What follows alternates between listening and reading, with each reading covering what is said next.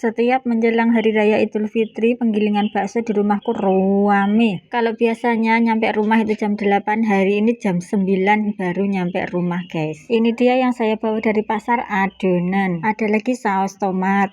Sakjane orang-orang ki wis tak aturi, Mbak, ndambah saus dhewe nggih. Tutorialnya sudah saya share di video saya. Kuwatah sing ndak purun, guys. Wis to Mbak damelno. Engko duwite tak tambah. Iya.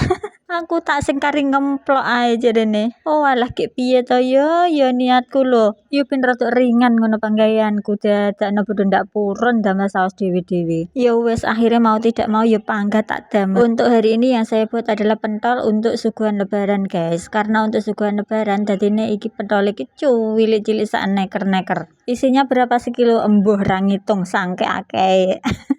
Mungkin ya ada 100 lebih itu. Untuk tasonya tak cicil benjing ae. Nah, ini video tak lanjut malam hari habis berbuka, pentolnya ampun dingin terus di packing, habis itu disimpan di kulkas. Sampai ngerti guys, iki di balik layar ki aslinya adik asik kangen teni turane.